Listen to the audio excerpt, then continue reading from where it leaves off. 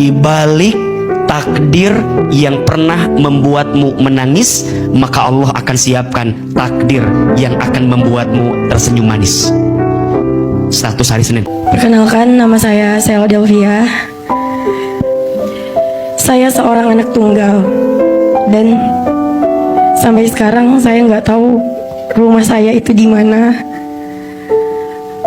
Kedua orang tua saya masih ada, namun papa saya nggak ada perannya sama sekali dari saya kecil. Biasanya seorang anak lebih tenang kalau dekat dengan kedua orang tuanya, terutama papanya.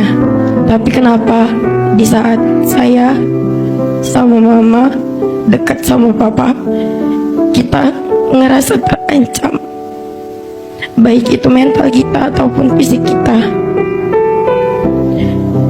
Dari saya kecil sampai saya sebesar ini,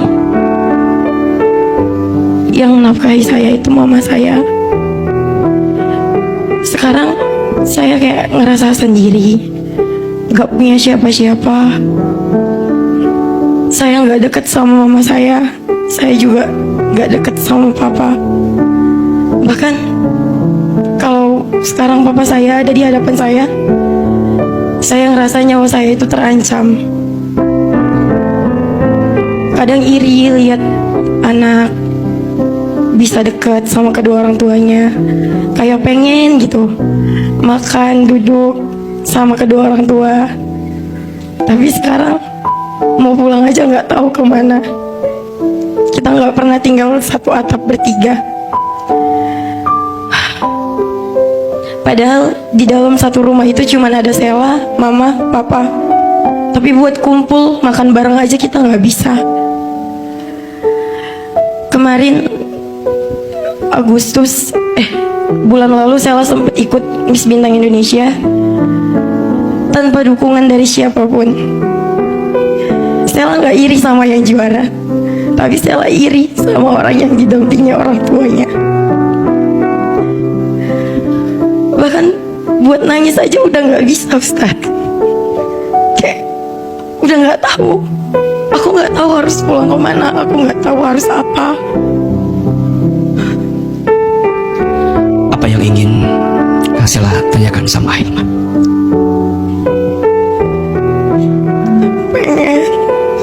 Pengen kumpul sama mama sama papa, tapi nggak mungkin.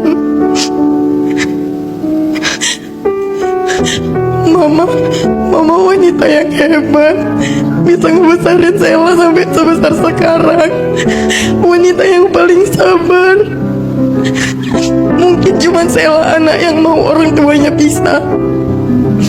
Papa ngecewain Sela sama mama udah keterlaluan banget. Dia cinta pertama Sela, tapi dia orang yang pertama juga ngancurin hati Sela sehancur-hancurnya. Sampai kadang kayak aku benci sama dia, aku gak mau maafin dia. Aku harus gimana, Ustaz? Aku takut suatu saat aku menikah, keluarga laki-lakinya tidak menerima perbuatan papaku.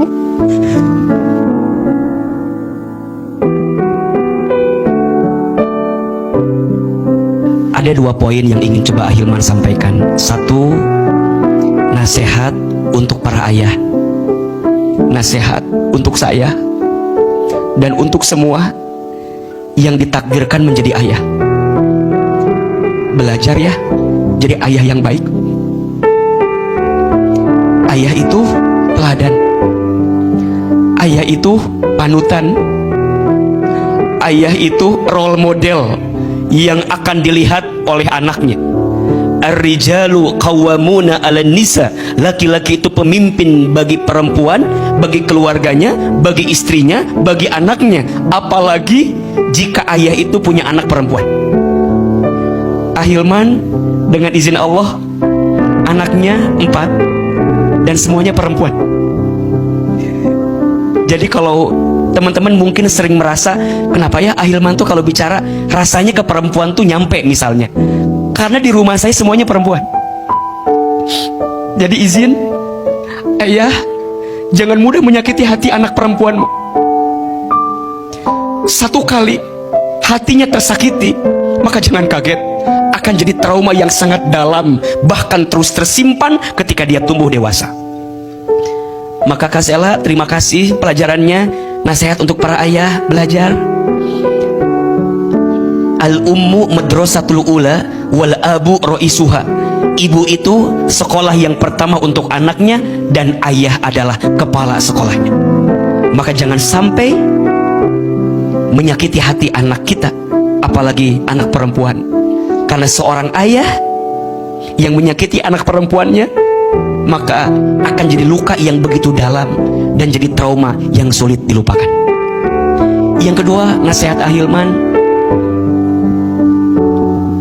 Kak Sela, dan untuk semua yang punya perasaan kesel, marah sama orang tua, belajar ya, menyiapkan ruang di hati untuk menghadirkan rasa maaf kepada orang tua kita. Kalau mau benci, benci kelakuannya, jangan benci ayahnya. Kalau mau benci, benci kesalahannya, jangan benci ayahnya. Kenapa? Karena bagaimanapun dalam tubuhmu ada darah ayahmu.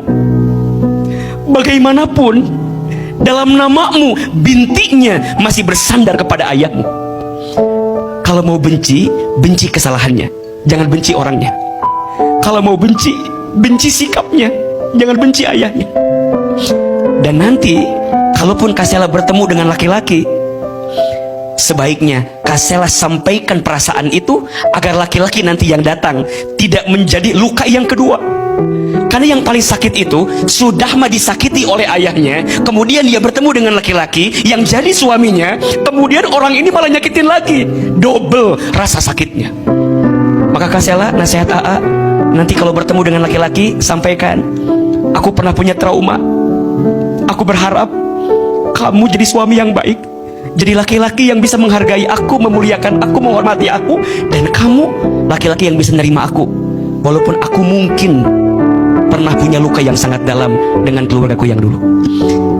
Kak Sela, jangan overthinking dengan keadaan ke depan. Insya Allah, biasanya setiap orang yang pernah dititipkan luka, maka Allah akan siapkan tawa bahagia setelahnya. Itulah makna fa inna ma'al usri yusra, inna ma'al usri yusra. Tolong catat ya, besok di balik takdir. Mau dicatat? Sok, angkat kameranya kalau gitu. Lumayan, takut lupa nanti ya. Sok. Siap?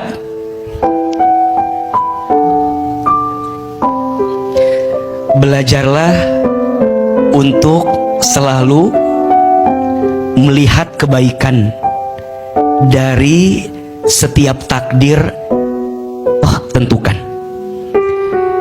Yakinlah di balik takdir yang pernah membuatmu menangis, maka Allah akan siapkan takdir yang akan membuatmu tersenyum manis. Berprasangka baiklah kepada Allah, berfikirlah yang baik tentang Allah, berucaplah yang baik tentang Allah, maka yakinlah setelah itu akan banyak sesuatu yang baik yang Allah hadirkan untuk kita, insya Allah. Jangan lupa ya, tag Ahilman Fauzi ya. Tepuk tangan untuk Kak Sela yang sudah bertanya. Di balik takdir yang pernah membuatmu menangis, maka Allah akan siapkan takdir yang akan membuatmu tersenyum manis.